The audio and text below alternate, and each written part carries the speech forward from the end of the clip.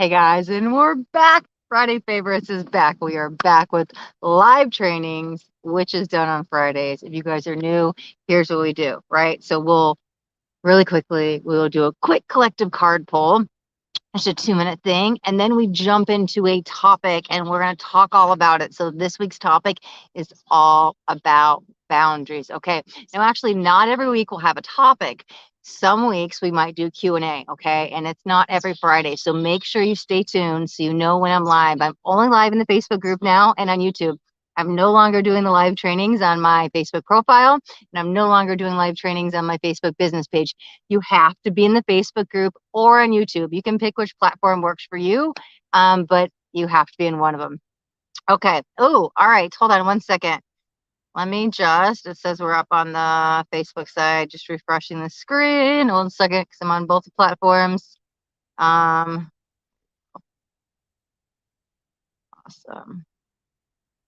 Okay, Amber Power, hi, hello, welcome. Happy to have you here. Maggie McGoldritz from YouTube, hi, good afternoon. Mr. Mickey, hey, hey, hey, how are you guys doing? Lovely to see you guys over here on Fridays. So this is not Tarot Day. We are going to talk about boundaries.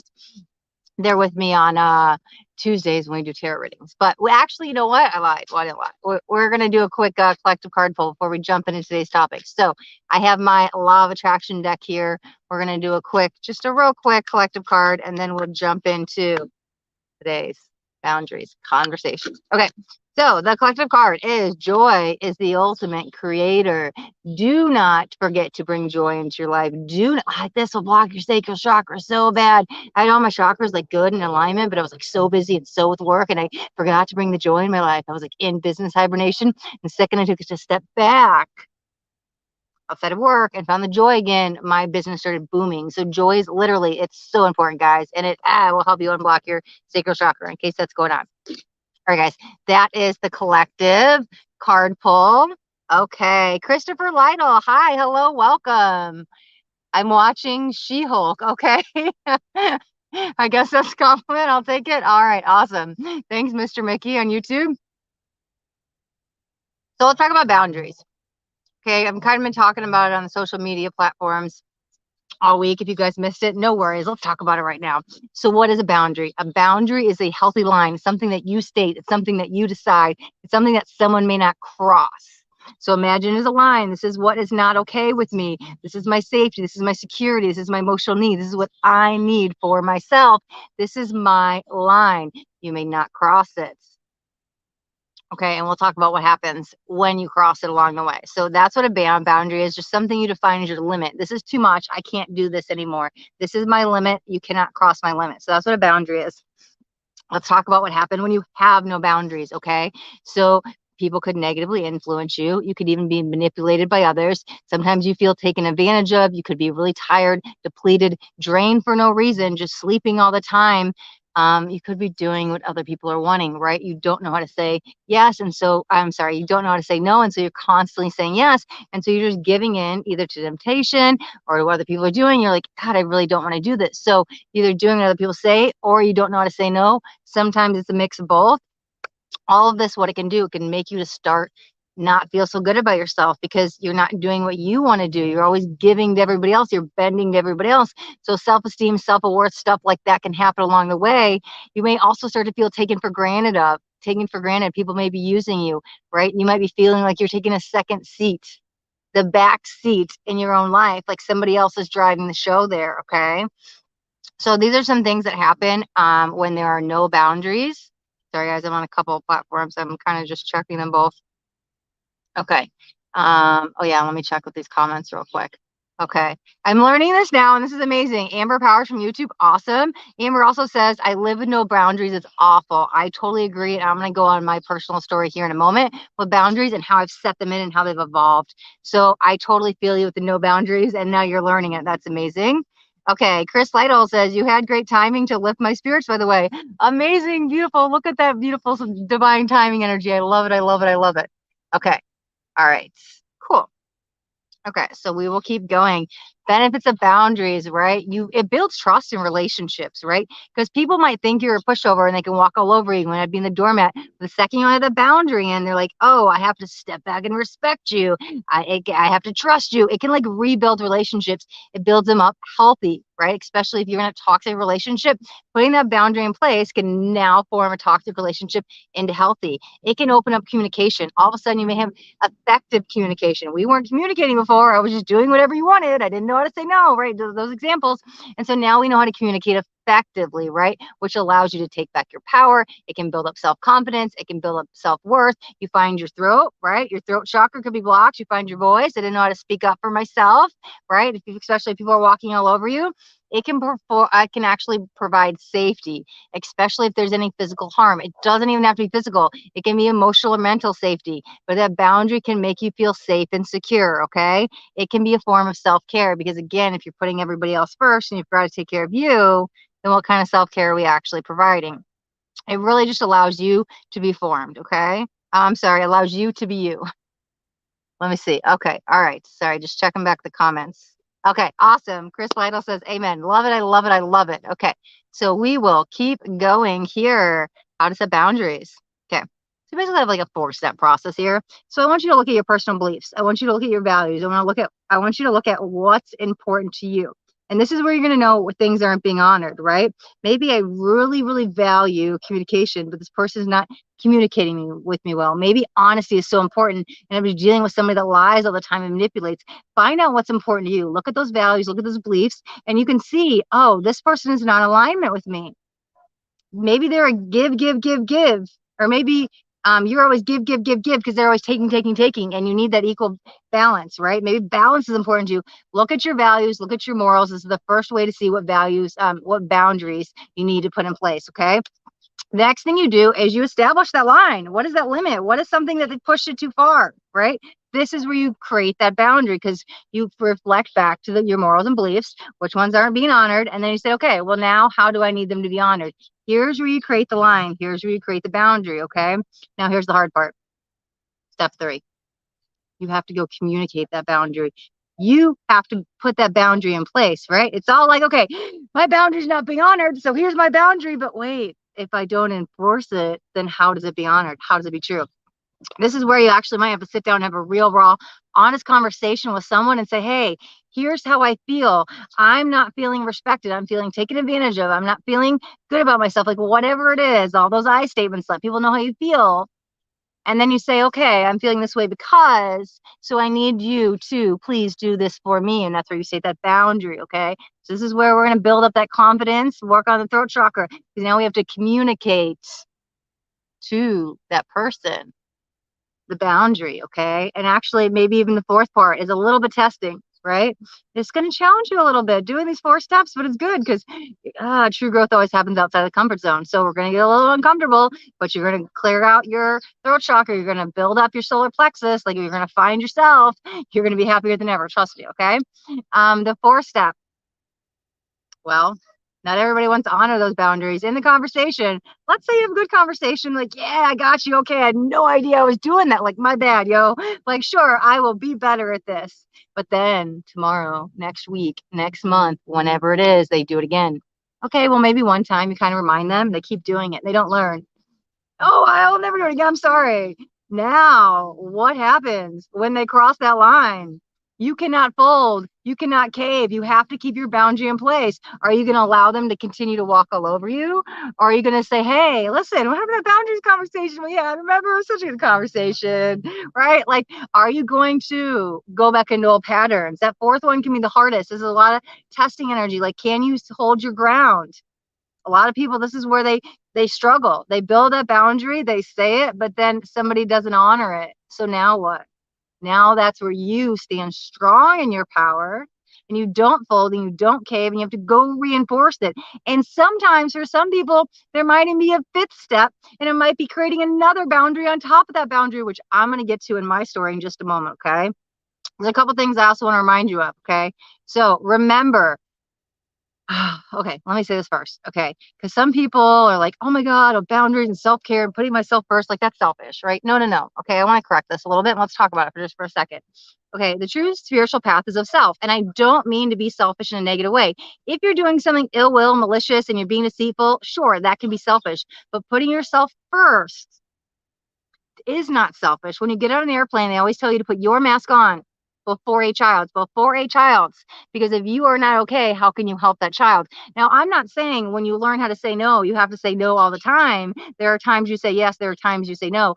Don't take it and push too far with it, right? We want to make sure it doesn't fold in to being selfish. I just want you to stand tall and true in your power, okay? So here's the thing I want you guys to remember. You come first, and you deserve to be living your most authentic, happy filled life as possible. Okay. The true spiritual path is about self. We came in alone, we'll die alone. Make sure you're in alignment. And then once you're good, right, then you go help others. Then you give from the heart center. But take care of yourself first.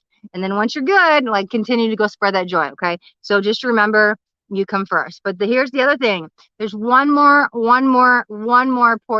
important reminder. Do not forget, do not forget that other people have boundaries too. And as much as you want your boundaries to be honored and respected, you have to honor those and respect those from others as well, right? It's a two-way street. So sometimes even following that middle path, like, hey, this is my boundary, this is yours, but where can we meet in the middle with it, right? Other people's have boundaries too. So do not forget that along the way. So let me check back in the comments as I see some messages. Amber Power says, that's exactly what I did when I was first learning boundaries. Went from not to all. Okay. And see, that's very common. So don't worry about that. A lot of people do that. It was so worth it. Okay. And she says, yes. Awesome. All from Amber on Facebook. Let me see. Chris says, you're not supposed to know me this well. Listen, no, this is something we all go through, right? In different forms. Like my boundary is going to be different than your boundary. But hey, I'm glad it's very relatable for you. Let me see what else we got. Okay, bye, Mr. Mickey from Facebook. Let me see. Okay, yeah, that's so hard. It is. Yeah, okay, but you're saying it's so worth it. Okay, beautiful. Okay, all right. So now we're gonna jump into story time. I'm gonna give you guys some examples so you guys can understand. That was a little lesson, and then we'll talk about like personal experiences. You guys can feel free to share anything you want in the comments, because then you guys can kind of talk about it as well, and we can see. Oh my God, I'm the only one going through this. Oh, that makes sense, right? Okay, so boundaries, right? I grew up with a lot of narcissism and a lot of abuse. Okay. And so my brother is a physical narcissist and he likes to get violent. Okay. So I've been on the blunt end of it for years. However, I didn't even know how much of a toxic cycle I was in, because there's a lot of codependency and enabling in my family. So it was always like, cover up for him. It's okay. Like, let's not put him in jail. Like, he's sorry. It was the alcohol. And when you're in it, you don't realize, it's abuse, right? But you don't know how bad it was. So again, I'm just reacting to what mom says. Okay, don't call the cops. Like, he's sorry. Like, it's fine. It's fine. It's fine. Right. Oh, how much did that diminish my self-worth, my self-confidence, my self-esteem, like turn me to drugs, like not wanting to do stuff for myself or others, because when you're being abused, whether it's physically, mentally, emotionally, it doesn't matter. It's still a form of abuse. And so finally, I mean, we're talking like over a decade of this, maybe even closer to 15 years. I finally was like, no, enough is enough. Like I had to put my foot down, right? This was not okay. I finally decided I need to put me first. So I had to create a boundary. Oh my God, I'd heard this word from my therapist, but what? And the Moses, like, how do I do this, right? Because it was challenging for a time because we lived together. So what do I do? How do I find my safety if I'm living with my abuser? This can be your husband, it can be your wife, it can be your roommate, it can be a family member, it can be anybody. But that's why sometimes the boundary is a form of safety. Like, how do I set a safety in place, right? Because for me, what would happen is if I finally started speaking up, like my mom would threaten to kick me out. So what would I do? I found my voice. This is not okay. I want to call the cops, but I have to worry about being on the street. And that's another manipulation tactic, right? So then, okay, well, I'll not call because I have nowhere to go, right? And so then I'm stuck in this cycle. But then you get to a breaking point. Enough is enough. Like, I don't care. I'd rather be on the streets and deal with this, right? So what's the boundary that happens? Well, the boundary had changed a lot, by the way, as I was learning. One of the first boundaries I put in place, because, I wasn't strong enough. I was going through addictions, a lot of stuff in the time. But then finally, right, I got sober. My brother had moved out. We were in separate places. However, Just because we were living separately did not mean the toxic abuse did not end. Okay. My brother would get drunk and he would call in the middle of the night. My phone would ring. My phone would ring. Now I have, right, with that codependent enabling pattern that comes from my mom, it comes from the family. I want to go save him. So he needs a ride. He needs me to bail him out. He needs whatever he needs. Here I am to the rescue. Here I am, right? But here I'm not realizing that's not honoring myself. I have to get up for work, and now I spend all night driving to go get him, going to do this, whatever it is. And I'm getting depleted physically, mentally, emotionally, because I'm always playing the savior, but he doesn't want the help, right? And so my boundaries weren't being honored. I was like completely wiped. And so the first boundary I put in place was, and it was so simple. It was so freaking simple that I was like, why didn't I ever realize this before? He calls me every night drunk. So what would I do? Don't answer the phone, right? Well, no, the second I know he's calling, like I have to answer. I have to go save him. I hadn't broken free of codependency and enabling yet. And it's a process. It's been still a process of breaking through of it. But I hadn't even got to that first layer of it yet. And so I was like, what can I do? So what I realized, so simple, like put your phone on, do not disturb. I have no idea who's calling them at that point, because the second he calls at 2 a.m., 3 a.m., 4 a.m., I'm up the rest of the night. I can't sleep. I'm worried about him. He's talking about fights and guns and this and that and blah, blah, blah, and all of this stuff. And so how am I supposed to go back to sleep? Even if I find, and there was a period, my first boundary was like, I'm not getting you. I can't help you.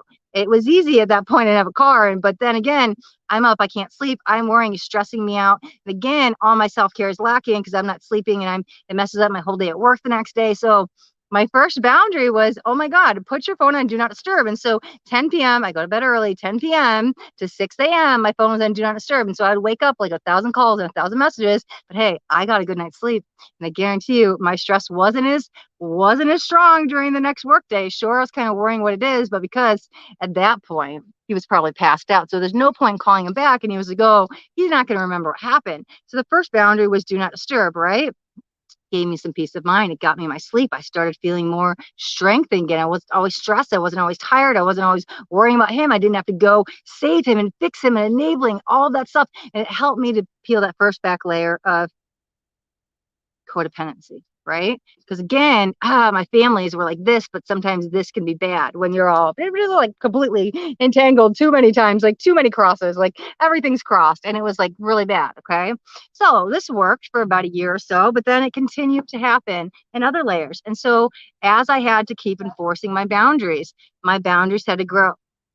He doesn't live here. I don't see him anymore, but he came over. He's helping my mom with something. Again, my mom's got the codependency enabling stuff. So what happens? He's drinking, game over. I'm not safe anymore. Things get thrown, things get broken. What happens? I need out. Things started to get toxic. Items were breaking. It was bad. I needed out.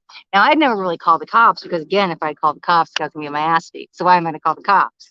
Right? And mom's told me, no, don't do that. Shame on you. Something's wrong with you. We'll lock you up and kick you out if you call the cops. So I'm like brainwashing not to do it. So the first time he's violent around me again, I said, no, I'm going to call the cops. I don't deserve this. I don't deserve abuse, right? Like this was years of it, like stood up for myself finally. And I was like shaking, and see, I'm even emotional talking about it. It's like shaking. I'm calling the cops. I'm like waiting down the street. Oh, let me go back a little bit. So at the time, there was even a boundary before then. So when he was living here, I was like, how do I set that first boundary? Because he lives here. And we had to set a safety plan up that I could walk down. There's like a local beach. It's just a few houses down, and I could wait there for the police. And so this last time that just happened, I remembered my safety plan that I set up with my therapist, right? It was get out of the house, get somewhere safe, call the police, wait there. And so I was like, okay, he's throwing shit, he's breaking stuff, he's threatening me, he's up in my face. Like I exited before it became a punch. And so I'm at the at the beach, like shaky, crying, like whole thing, right? Because it brings back trauma and PTSD. It's like, no, like this is never gonna happen again. Because I didn't have that boundary in place, it would have happened. So I wait over there, call the cops, right? And we go through everything, and the point of like getting a restraining order again. And what happens? Well, I'm staying at my mom's house when this happened. So my mom's pissed. Like she's like, you don't live here anymore. Like he doesn't live here at all, but she'd rather kick me out than deal with him going to jail. Again, whatever, toxic six cycles. But I was like, I felt so empowered. I was so good. I was like, no, I'm going to stop this before it happens. You've already broken the door. You're throwing space heaters in the street. Like, this is not okay. I know in another 10 minutes, I'm going to be choked. I'm going to be punched, whatever. No, I don't care. So I risked it all. I said, let her kick me out, let her do whatever. I don't care. Like I literally looked at plane tickets. I was trying to find hotels to stay at. I was like, I'm getting out of here.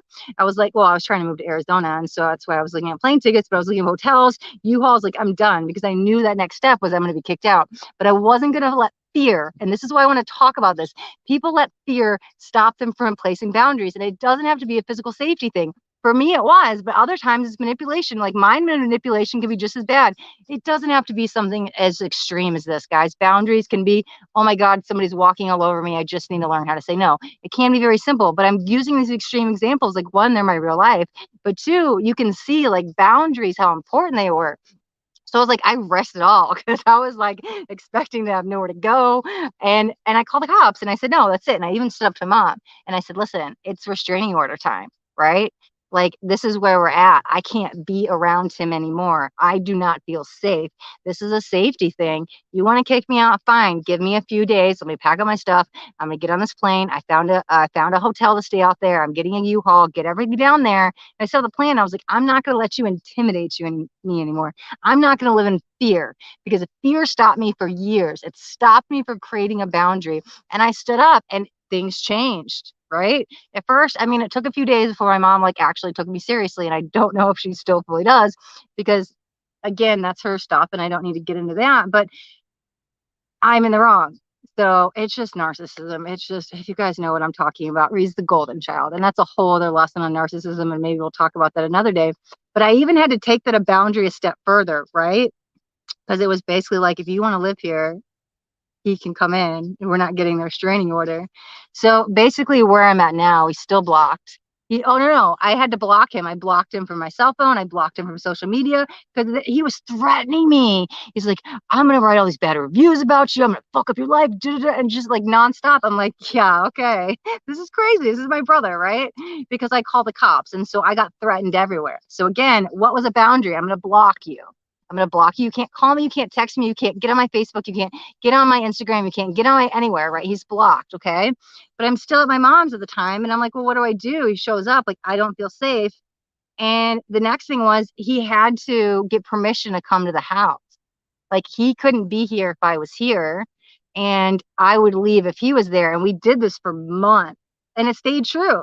Like, I would not back down. I kept telling my mom, I was like, no, I'm effing filing a restraining order. Like, you don't get it. I feel in danger. It's not about him going to jail. It's that I do not feel safe.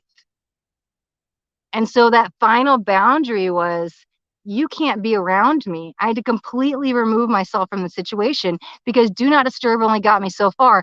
Blocking only got me so far. Calling the police only got me so far. I had to enable another boundary. Like, I cannot physically be around you. I don't care if you're sober. It takes one drink that turns into 1,000 and the next thing flips.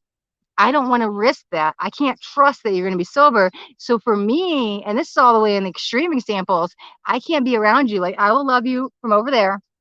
You're still my brother. I wish you nothing but the best. But for my mental health, my mental stability, my emotional well-being, my physical safety, none of this was okay. And this, like I said, it took me years. People get stuck in abusive relationships, toxic cycles, they date narcissism, and they can't get out. It's not as easy as it seems. Somebody's listening to this might be like, oh my God, he hit you once, put him in jail. It's not easy when you're being abused. It's really not. It does a number to your psyche, everything else. Plus, I wasn't sober back then. Like, I had a lot going on that I couldn't even think clearly, right? Depression, PTSD. And even as I got out of it, and I mean, I've been sober like 3.5 years, and yeah, I've overcome all my mental health stuff. It's still hard, like standing up to family and like, am I the bad one? Like cutting off a relative, and what does this mean? Do I get to see my niece and nephew? And like all these thoughts go through your head, and then you start making excuses, and then you start justifying, and then you remember the good times. But you know what happens when I've done that? Because I've done all of that, and be like, I can be around them at family parties. No, you give them an inch, they take a mile. At least in my situation, right? Some people, you put the boundary in, they're really good listeners and they're like, I had no idea, and you can enforce it. But I want you guys to hear everything because I want you guys to know that one, you're not alone if you've been through this. And two, like, it may be multiple boundaries, and it was a learning lesson. This went on for years. It's still going on. Like, we don't talk. The only time I see them maybe is around my niece and nephews, and we don't talk. Like, we won't even, I like barely make eye contact. So it's a process. So if you're going through any of this, and it doesn't have to be abuse, but just find the boundary. Like, where is your self-respect not being honored? Where do you not feel worthy? Is somebody taking away your power? What boundary do you need to put in place? Because nobody should have to go through any mental anguish, physical abuse, anything like that. And again, it can come in so many different forms. Like, I didn't even have my throat chakra was so underactive for so long. I used to be so timid and so afraid to speak up for myself, but even ask my roommates for the rent they owed me. Like, it was so simple. Like, to get the money that was owed, I needed to have this boundary, and they kept crossing it, and I just let them be overpaid. That's just another example. And it's whatever it is. We're all going to have different boundaries, but find that for you, because you deserve it. And I'm telling you, I felt so empowered, like standing there going, she's kicking me out and I'm okay. I'm fine. I will be okay. Like, I'm not gonna live in fear anymore. Like, I will go buy the nearest hotel. Like, bags are packed, and I felt good. And it's interesting because it took me a couple times kind of standing up and coming for a different approach, but things work. And I'm standing on solid ground now, and I don't have to live in fear anymore. I don't have to worry about all this stuff happening anymore because I stood up. I found my throat chakra. I stepped into my power, my solar plexus. Like, it was life changing, right? All right, guys, that's my whole story. I see people in the comments. Let me see what's going on here.